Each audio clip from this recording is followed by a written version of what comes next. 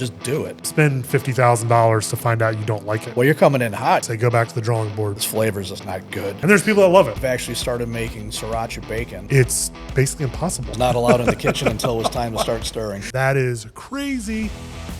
You're listening to The Hot Sauce Show, the place to meet hot sauce makers and enthusiasts. Let's jump right in. Hey everybody, welcome to The Hot Sauce Show. My name is Zack. I am your host. Today we have Scott Cupicciotti with Coconut Joe's Hot Sauce. Scott, we're happy to have you today. Glad to be here. Thanks for having me. So let's get right into it. The first thing I like to ask everyone is, how'd you get into making hot sauce? Well, I've always been a foodie. Grew up with an Italian father and mom from southern Georgia, so clashes of different types of foods, but I got to experience a lot of different regional foods. Growing up, one of my chores on the weekends was to stir my dad's spaghetti sauce.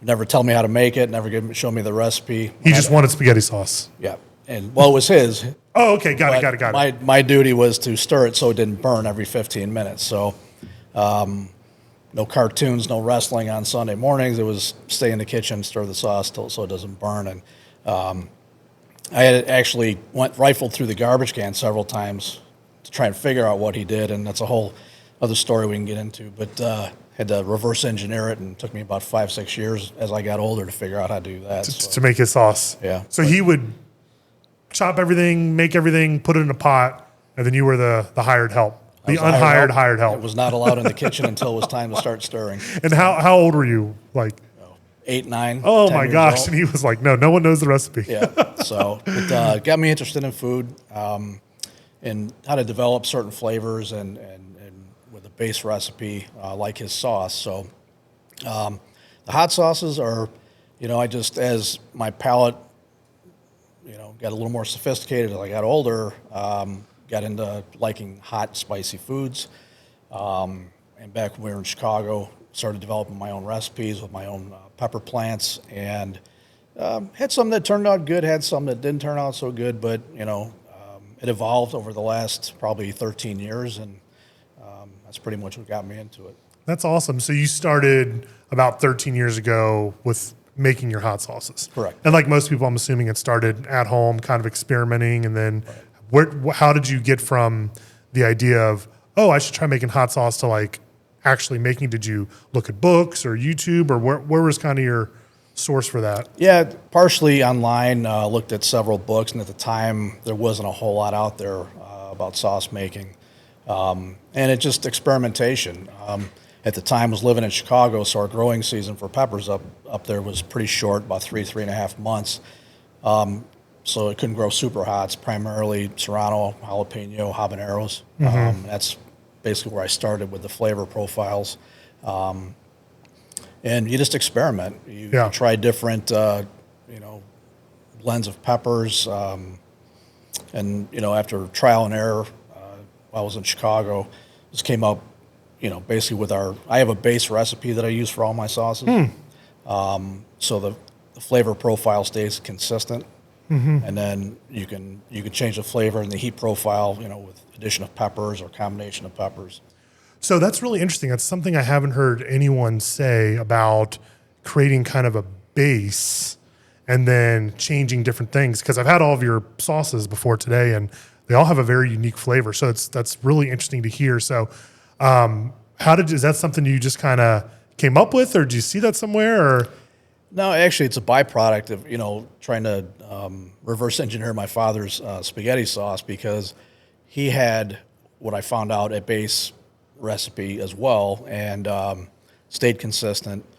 Now that base recipe, you can modify different amounts and weights to, again, adjust that and create different flavor profiles. But I don't like starting from scratch with new sauces or any sauces that we make. I like to have, for us, it works out really well to have a base recipe and then add and modify from there. Yeah. To get unique flavor profiles, something I think is not common right now, but it seems to work really well for us, our customers. Yeah, that's great.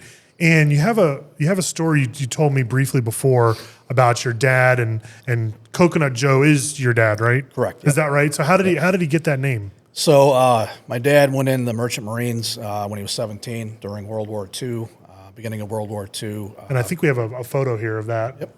And that's Coconut Joe. That's Coconut Joe. I love it. I love it. That's awesome. So he went in the Merchant Marines. When he was 17, had 13 siblings, and back in that time, Depression era, families needed help, so he wanted to go enlist and then, send money back to help his siblings and his parents. Was in probably 15, 20 years, I believe. Was a chief engineer on a lot of ships.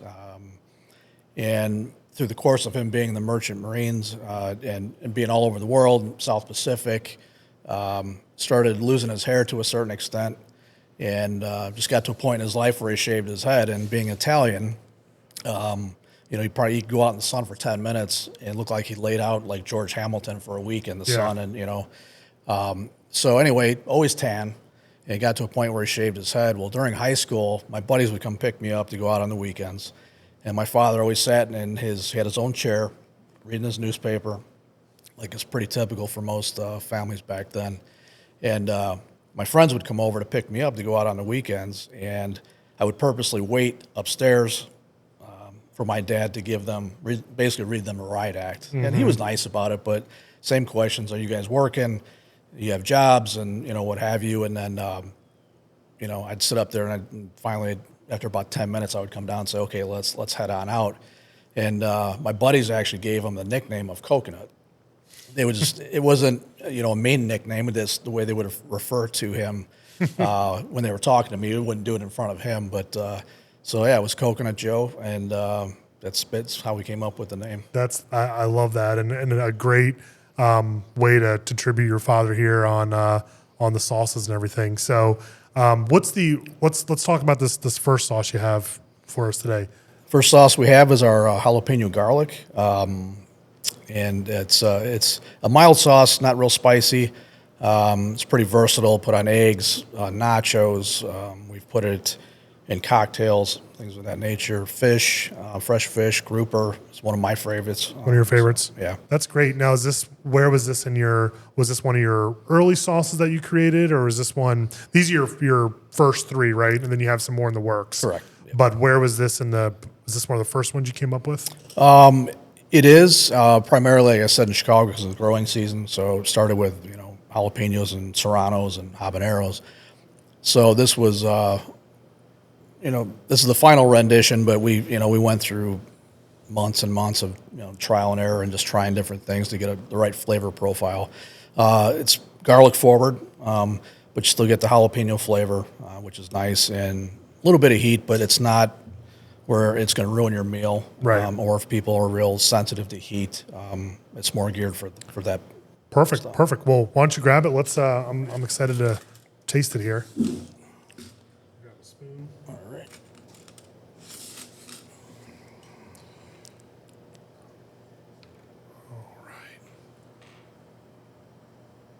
Excellent.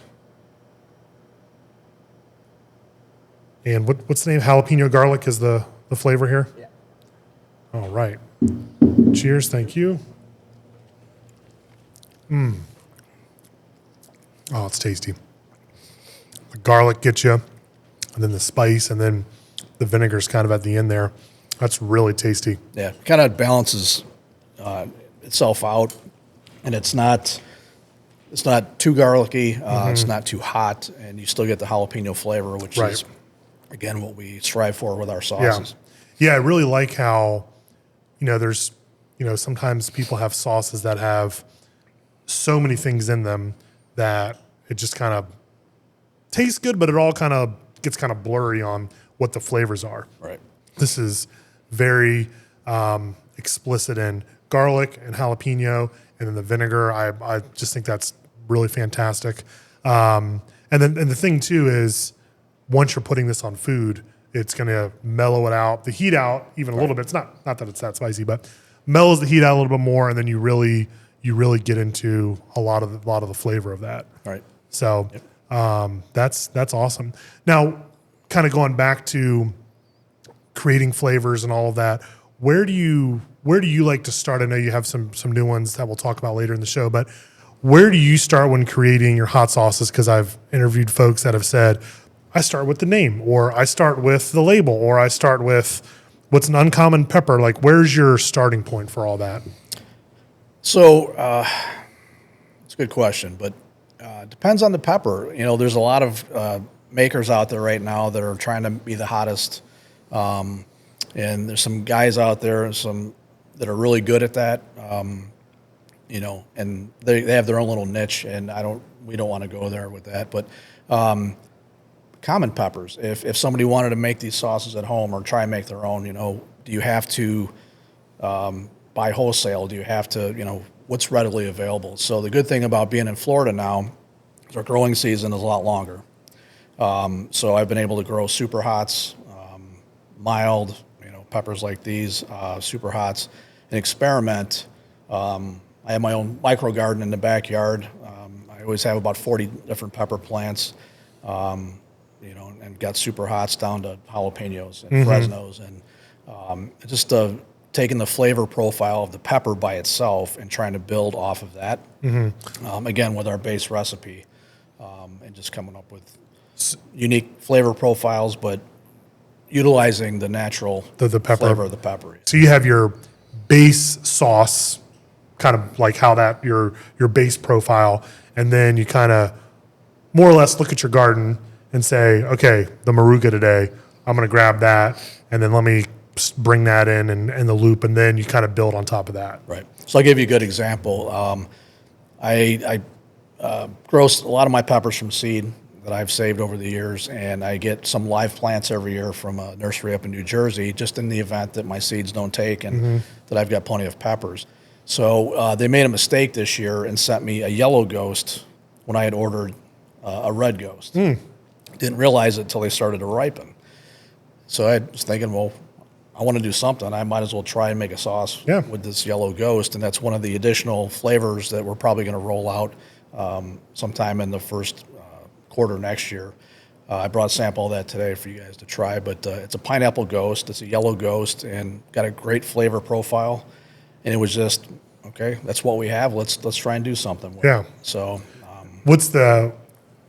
so I know I've had yellow ghost before, but I'm trying to think, what is the flavor profile that's different about a normal ghost? Is there anything is it fruitier? Is it? To me, it tastes a little bit fruitier. And it's hot as a red ghost, but it's got a more citrusy kind of flavor profile to it, and that's why I blended it, you know, with pineapple and to give it some sweet, citrusy kind of notes to it. Very, very interesting. So building on your building blocks here of your base and then your pepper, so you kind of get to that point. How do you balance heat and flavor? Because I know we talked about, you know, there's a lot of sauce out there. Is make it as hot as we can, and that's not really your jam, and you're more the flavor forward, which is the way a lot of people are going. A lot of people like the heat. A lot of people like the flavor forward sauces. How do you have the base, the pepper, and then balancing it with the fruit or something else? What's your process for that? Well, a lot of experimentation, and then, you know, making samples and let friends and family try them and getting different opinions from people who do like spicy food, some who don't like it at all and are surprised by the flavor and the heat doesn't bother them. We're never going to strive to have the hottest sauce on the planet. Just not a market we want to be in, frankly.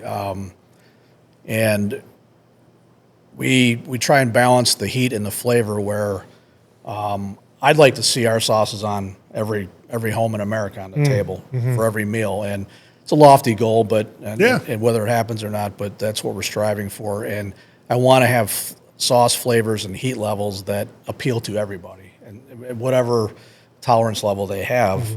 But it's a lot of experimentation to know that, okay, this blend is too hot for the general public, or we're going to gear it towards a small group of people in the hot sauce market and try and do that. And you know, so our sauces, I never want the heat level to ruin anybody's meal. I want it to be there. I want people to know that the flavor and the heat is there, but to enhance their meals rather than, making it so hot that you just can't finish it, or it ruins a good dinner or lunch or Right. even a breakfast. So are you getting, now that you've been into this for a while now, are you getting honest feedback yet from friends and family? Are they, if something's not good, are they telling you that, or? Yeah, that's the one thing about family, especially around the holidays when Yeah. certain subjects come up that turn into mild arguments. But yeah, I mean, getting honest feedback. If somebody says, "Hey, this flavor is just not good," And people say that. and they have, and Yeah. and we've taken that, made notes, and well, why do you think this doesn't Right. work? That's the biggest, the why. Yeah. Yeah. And that feedback is important because it helps us get better at what we do. I can make sauces at sample batches at home, and I could think that's the greatest thing since sliced bread, but it doesn't mean everybody, the general public, connoisseurs of hot sauces, that are going to think that the same way I do. So, Right. What were some big, if you can think of any examples, some things that people have said in the past that kind of piqued your interest, where you're like, oh, I never thought about that part of it not being good, like too salty, too sweet, too spicy? Was there anything that has jumped out at you that you're like, oh, okay, and kind of giving you a new perspective on it all? Yeah, I've actually, my wife's aunt cannot stand cilantro. She thinks it tastes like soap. Soap, yeah. Right. And I don't get that. I love cilantro. I think it's great.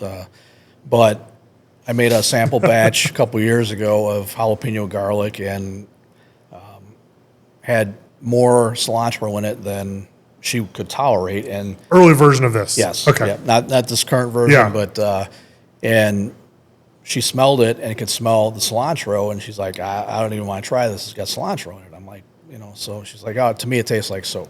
So I said, just try it. So she did, and she goes, Ready to wash the dishes. it's pretty good. Too much cilantro for me. So again, getting that feedback. Yeah. And didn't expect that, but that did help us, and we kind of balanced out the cilantro. Yeah. Yeah. And there's people that love it. So it's, Yep. it's great to want to be on, everyone's table at home and everything, but recognize that there's some things like cilantro, or this is too salty, or this is too sweet. So that's what's great about obviously having a line of sauces, Right. that you can, kind of attack different things.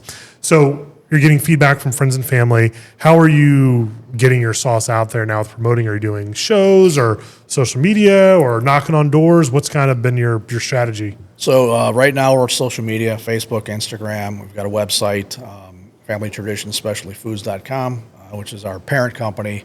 Coconut Joe's is one of our brands. And, basically social media, word of mouth, looking for additional wholesale accounts. We're looking at wholesale vendors, or not vendors, but partners to partner with. That's working out pretty well. Looking to probably attend some shows coming up, to kind of get the lay of the land before we go head first into a hot sauce show with all the equipment we would need, and booth, materials and things of that nature, just to get a better understanding of what the expectation is when you go to a show like that and set up. So now, have you been to some as a guest, as an attendee? I have not. No, okay. Planning on to go into a few, especially coming up in 2024. So we're going to do a lot of research 2024 about attending more shows, and hopefully in 2024 we'll attend some as a guest and some as a vendor, and go from there. Yeah, one thing that I've learned from folks like yourself with the shows is it's a fantastic place to get a ton of feedback. Right. And, you have your sauces and they're fantastic. But building on new sauces, because you say, hey, here are the ones to sell. Why don't you try these? Let me know what you think. And you can see people's immediate reaction. Right. And you might talk to a couple hundred people, maybe even more than that, in a Saturday or Sunday afternoon, and you're getting really invaluable feedback, which I think that's one of the best parts about shows for makers. And then the networking with other folks that make hot sauce, and just all those little bits and pieces of that. Let's talk about this next sauce. Okay, our next one in the lineup is our mango datil. And Datil pepper to me is it's on a flavor profile of kind of a citrusy, similar to a habanero, a little lower on the heat scale, but indigenous to the St. Augustine area. And a lot of people outside this area, probably within 100 miles of here, don't really understand what that pepper is and where it comes from and what it tastes like. And, so we wanted to take something that was local and make a sauce out of it. Again, I think the citrus with the pepper, citrus profile with the mango works really well. Little sweet with a little heat. A lot of people I've seen in the area who are making datil sauces primarily are tomato based or something of that nature. Ours isn't. It's strictly, we wanted the flavor of the pepper to stand out with some sweetness to balance out the heat. And, but it's really good. Got a lot of feedback from a lot of customers. It's one of our best sellers, actually. It's not my favorite, but I'm more of a savory kind of person than sweet. Yeah. But That's what the people want.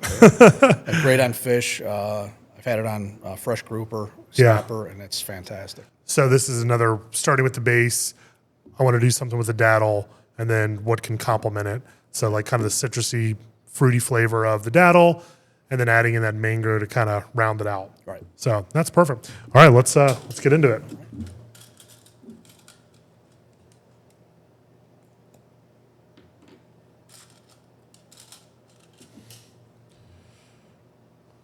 All right. And what? Where do you put this on the heat scale of your lineup? Is this like a medium? Yeah, this would be a middle of our Cheers. scale right now. You get the sweetness up front, and then Yeah. the heat starts creeping a little Creeping bit. up. Yeah, the sweet is always first, and then a little bit of vinegar and the datil in there. That's really tasty. Is there any other ingredients there that jump out to you that are specialized or that you kind of put in there? Just No. real straightforward. Yeah, like I said, we have our base recipe that we start with, and then we change the amounts based on the flavor profile we're trying to achieve. But it's just the datil. It's a really great pepper. For people that aren't familiar with it. Yep. I would encourage people just to try and get some and experiment with them. We did. I love them. I've got 5 datil plants in my micro garden right now, and actually one of the new recipes we're working on is a straight datil hot sauce, not with any sweeteners in it, anything. Really? Just And that's hot. yeah. So Now, does that come out of like requests for people wanting hotter stuff, or? yeah, and I've made sample batches in the past. My wife really loves datil sauce, and I made 2 different versions. One was too hot for her, and the second one I called Lori Datil because she couldn't handle the heat of the normal one. But yeah, I've brought her around. It's funny because she used to put ketchup on everything, and now it's our sauces. Yeah, that's She great. doesn't even reach for the ketchup anymore. It's right to the sauces. Yeah, so I've made her a believer as well. Yeah, that's awesome. So you started, it was about 10 years ago, you kind of started making the sauces? Yes. And then, so everyone, starts in their kitchen. And then I know you have a co-packer now, which we'll get to in a second, but did you go from kitchen to, did you ever have a shared or commercial kitchen, or did you just go straight from home to co-packing? Went straight from home to co-packing. I did a lot of research on actually building a commercial kitchen or, leasing time in a commercial kitchen. It just didn't seem like for us that at the time made a lot of sense. Yeah. And for us, in hindsight, going with a co-packer like the one we have was a good move for us. It allows us more time to develop new recipes, market what we have, and obviously sales. Right. And basically the heavy lifting with the bottling and all that Yeah. To someone who specializes in that. Right.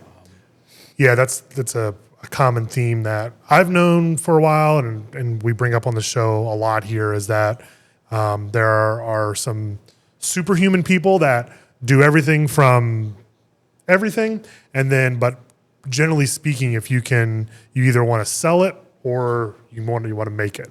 And I'm not including your samples in the make it and your testing in the make it category, but yeah, making anything at scale, that's exactly right. It's like if you can have someone that can do it and they can make 10,000 bottles in an afternoon and then you're off doing your thing. I mean, you know, to be just a couple person machine trying to make 10,000 bottles, that can take you a week or 2 weeks. I mean, it's crazy. Well, then you have to have the staff for it, and if you don't have a full-time staff, you know, you're getting friends and family trying to get them to volunteer and show up, and getting people trained the right way on all the on everything.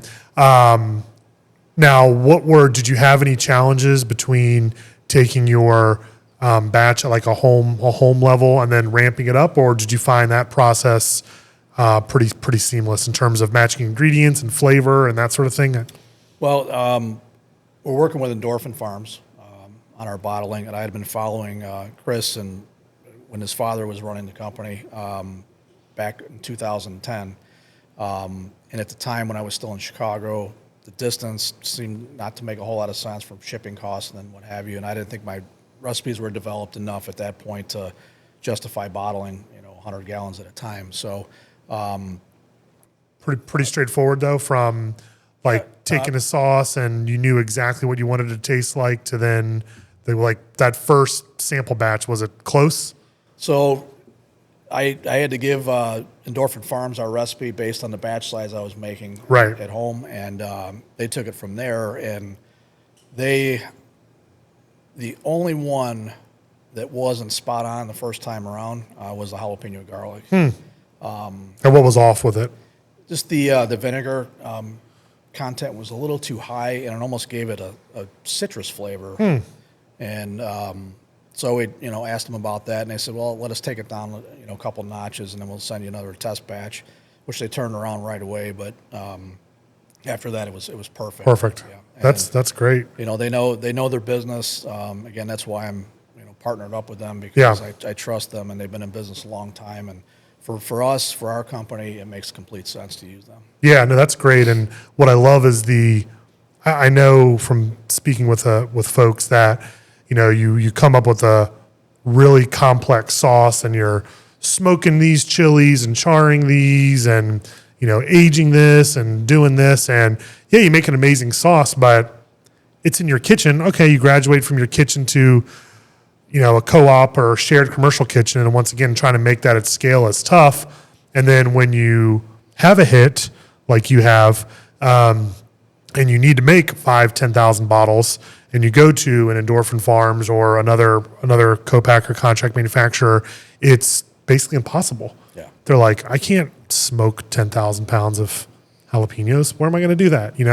So I love that you have really threaded the needle here with making delicious, complex tasting sauces, but in a way that can be scalable. Right. Because I hate to see people get to that wall of, they're stuck in that hamster wheel of they're making it, they make enough for their shows for the week or the next couple weeks, and then they got to get back, and then they're spending a week just making sauce because they have all these special these.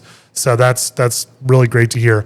And I think we have some photos from your packing here. So tell us about these sauces here. So this was in April of this year, Endorphin Farms. Able to get into their kitchen and take some photos. These are their batch kettles, and they do 100 gallons at a time. And they had got a remarkable operation there. They had all three of our batches cooking when we got there in the morning, and I think we started bottling at 7 o'clock. And by 10 o'clock, 7 a.m. 7 a.m. By 10 a.m. in the morning, we had 6,000 bottles of hot sauce. Done. So turn the machines on at 7, and 3 hours later, and how many bottles was that? That's about 6,000 bottles. 6,000 bottles in 3 hours. That is crazy. So what's this machine we're looking at here? So that's one of their bottling machines. Bottle filling machines. They can do, I think, 7 or 8 bottles at a time as it's moving down their line. And they've made a big investment in their operation. And talking with Chris Martin while this was occurring, he said they had 6 more batches after mine on that day. And that was Friday.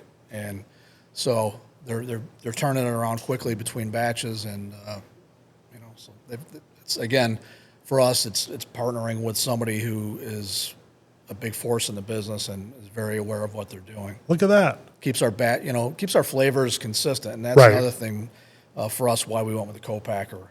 100 gallons is manageable for them. It stays consistent. Now, 100 gallons is how many bottles ish? It's roughly anywhere from 145 to 155 cases of 12 Okay. bottles, 12 bottles, five Okay.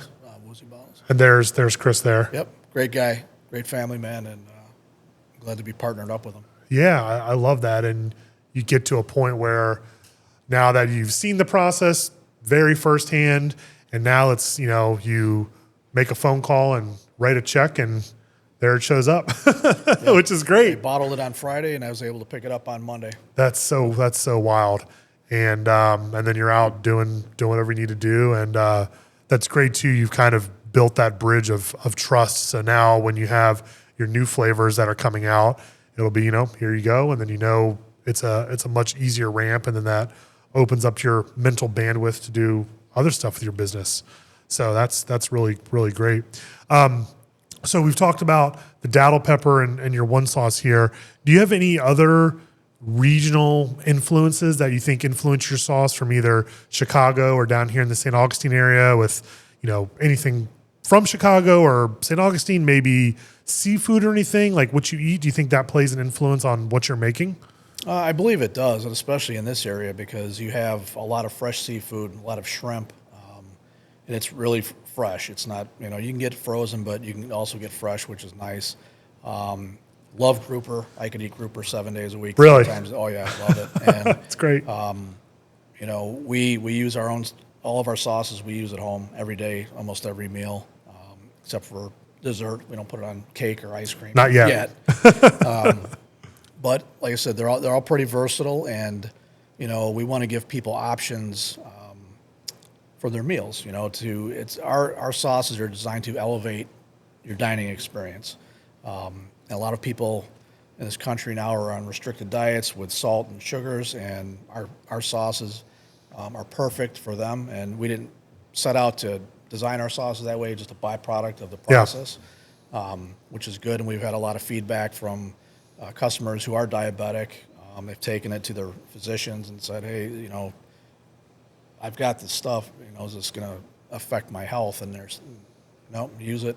Yeah, that's great. Get rid of the sugar, get rid of the salt. Yep. And this, we'll take a bland meal and make it better. So I think you kind of touched on it a little bit, but so where do you see or how do you see yourself kind of positioning in the market with your competition and other sauces? So I know you talked about, being the natural aspect of it, the no sugar or very low or no added sugar.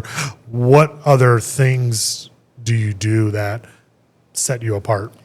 Well, I think the first thing is we start all our sauce flavors off with a base recipe, which there might be other brands out there doing that currently. I'm not aware of any, and it might not be unique to us, but we think it is. Our sauces are all natural. When I say that, there's no ingredient, no preservatives or artificial ingredients. We never will have any. If I have to use those types of ingredients to either make my sauces shelf stable or they have to be refrigerated, I think we'd be going in the wrong direction. I was gonna say, go back to the drawing board. Yeah. Right. Yeah. That's really, really great. Well, what's the last sauce we have here? So the last one we have is our Sriracha sauce, and it's probably the hottest of the sauces that we have here today. And what inspired this? I like the flavor. I like the Sriracha style of sauces. But the ones that are out there, frankly, to me, the consistency is more like ketchup, and it's a little too sweet for my palate. Okay. So I like savory. I mean, I lean towards savory foods and sauces, but this is great. This is my go-to in our home. So Cool. Well, let's get into it. All right. What's the pepper here? this is a red jalapeno. Red jalapeno. Okay.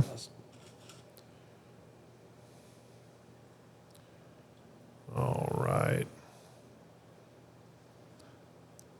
I see a little, this is garlic in here, these little pieces. Yeah. Cheers.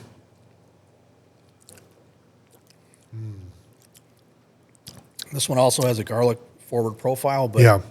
then you get the heat Yeah, of the that's- pepper right behind it. Really delicious.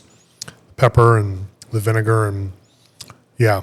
It's not as complex as our other two sauces, profile-wise, but you get the true flavor of the peppers and with the garlic, and I think it's a good match. And you said this is your favorite. That's my go-to, yes. And what do you like to eat this on? I put it on eggs. We've actually started making Sriracha bacon. Sriracha bacon. How do you do that? So take thick-cut hickory smoked bacon and season it, actually, with our new barbecue rub that we're developing. Experiment with that. And then we dab the Sriracha sauce on the bacon, put it in the oven at about 375 for about 20, 25 minutes. And it just comes out. Bacon's good anyway. Yeah. I could eat bacon. Yeah, 7 days a week, bacon's too. hard to mess up unless you put it in the microwave or do something else. But our crazy. Sriracha on that bacon takes it to a whole nother Really? level. Yeah. So what's your rub, and we'll get into this in a second, but is your rub kind of like a salt and pepper kind of deal, and then you're adding the Sriracha, or? No, we've got it's a barbecue rub. It's going to be primarily for pork and chicken, fish, and then we're developing a beef rub recipe as well.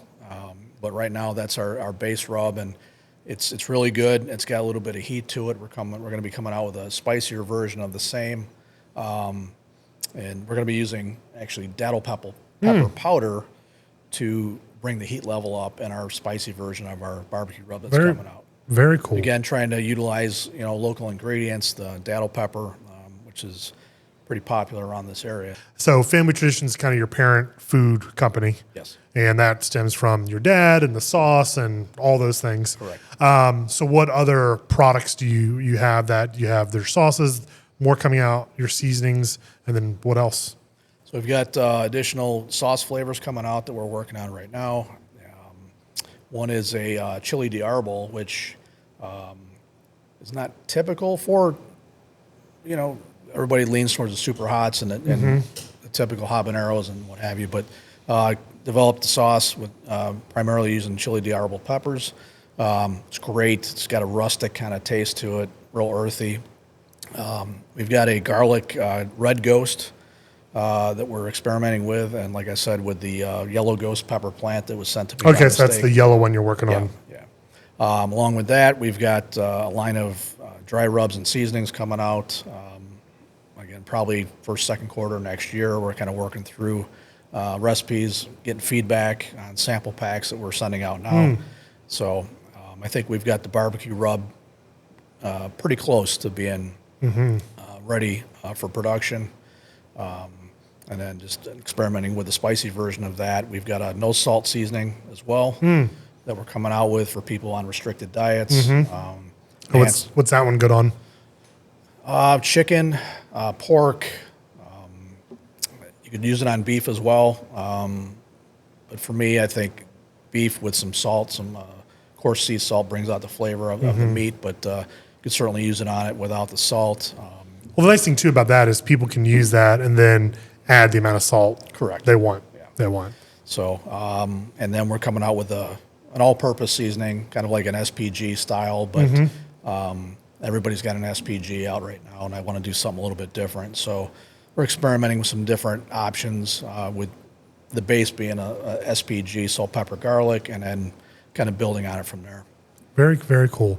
And then so your new sauce is back to that for a second. You have the yellow ghost one. Yep. And then what was the other one? We have a red ghost. The red ghost. And a chili de arbol. But the red ghost, is that made with the yellow ghost or? No, it's a... That is a red ghost. ghost Oh, okay, pepper, so those yep. are three different ones. Correct. Gotcha. And how are you distinguishing flavor-wise between the red and the yellow ghost in terms of just the sauce profile in general? Okay, so the yellow ghost is going to have a pineapple element to it. So, right now we're calling it just a pineapple ghost. Again, similar to the mango datil, it's got a sweet element to it with the heat. The red ghost is going to be garlic forward and be a garlic ghost, similar to our garlic, jalapeno garlic. And then the chili de arbol is basically utilizing the natural flavor of that pepper, and once it's reconstituted, because it's typically in a dry form, takes on a whole new life of its own. And it's just got a great earthy kind of natural taste to it that just I think all our sauces are great. Yeah, well, that's good. We're trying to get feedback, and but I think it's really good. I've had actually several Mexican restaurants in the area. I brought them samples of it, and they're pretty interested in, if we do get to a point where we do put it in production, that they'd be interested in carrying it in restaurants. So do these new sauces, did they come out of trying to kind of complete a circle with these, or was it feedback driven? Like what kind of made you get into these new sauces? So initially, we wanted, like I said, we don't want to compete in that super, super hot, who's got the hottest pepper and who's got this going on. It's not what we do. So with the initial rollout of these 3 sauces, we wanted to appeal to a bigger group in the market. People who typically hear the word hot, the phrase hot sauce, and shy away from it. It's hot. And get them to understand that you could have heat, but you could also have flavor too, and that we're not going to compromise one for the other, and you have to have a good balance. So this has appealed to newcomers to hot sauces, not even as a condiment, moving away from the ketchups and and things of that nature, to try that on fish, try it on chicken, and just different types of dishes. The second 3 that we're going to come out with is raising that heat level, but also maintaining the flavor profiles. We're never going to compromise, like I said, one for the other. But it's appealing to a second tier, if you will, of connoisseurs of hot sauces that say, yeah, these first 3 are good, but I like more heat in my sauces.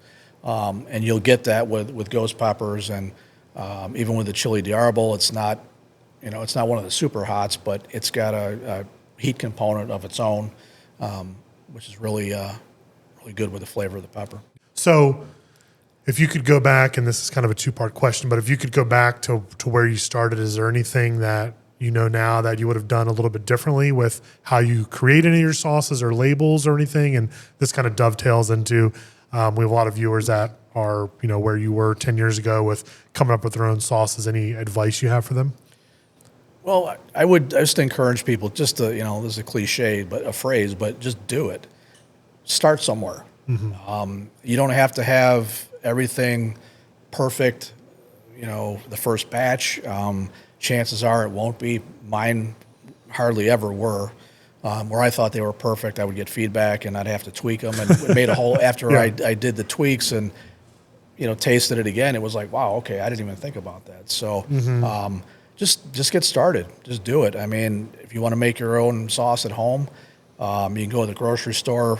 Typically they have orange habaneros, they've got Fresnos, they've got green jalapeños, and just experiment, what you like. If you don't like a vinegar forward sauce, well, cut back on the vinegar, and add more peppers or whatever you like. And there's just so many different things you can do with these sauces, and they're pretty versatile.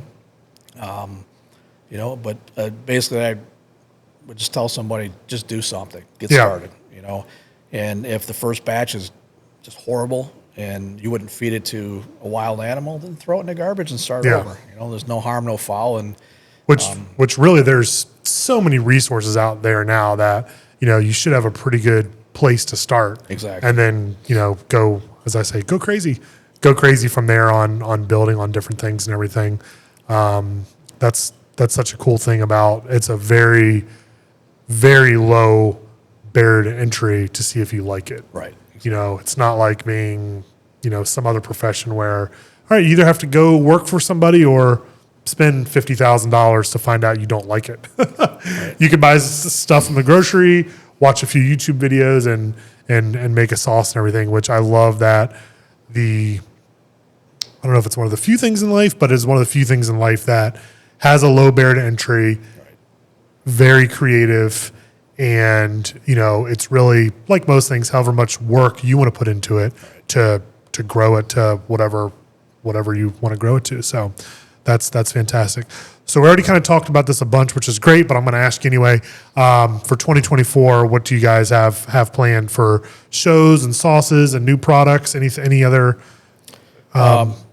teasers? 2024, got a lot of good things probably going to be happening. Like I said, first, second quarter, initially, we'll have a lot of good things throughout the whole year, but big push to at least get some experience and do some recon on a lot of these hot sauce shows, see where we would be a good fit, where we wouldn't, before we dip our toes in that pool. And, we want to, our first effort probably won't be perfect, but we want to make sure it's the expectation, that we're gonna perform like everybody else, and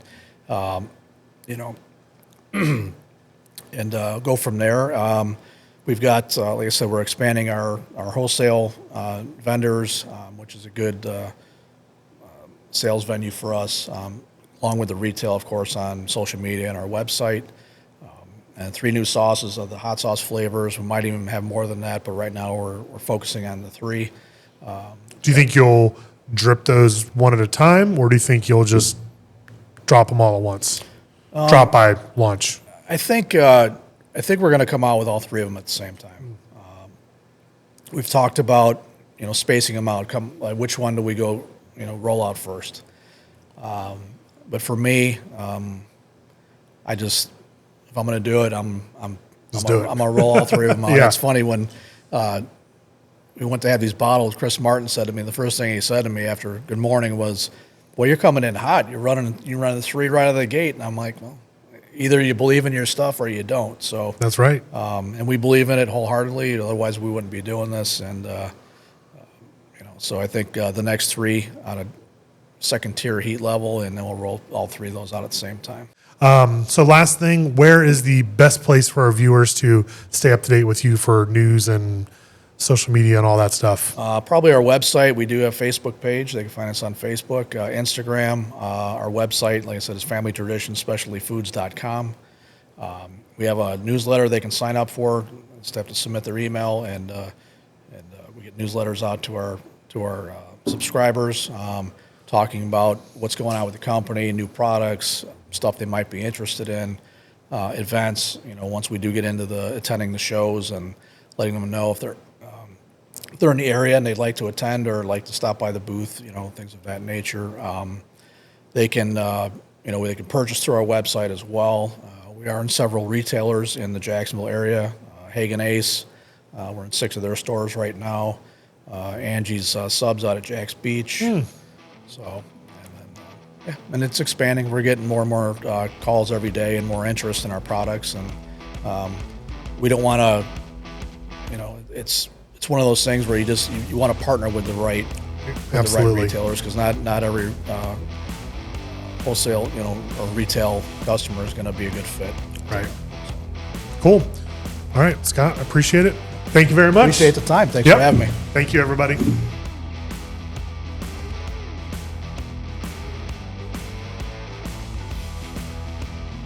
Thanks for listening to the Hot Sauce Show. Be sure to follow us here and on socials to stay up to date on future episodes.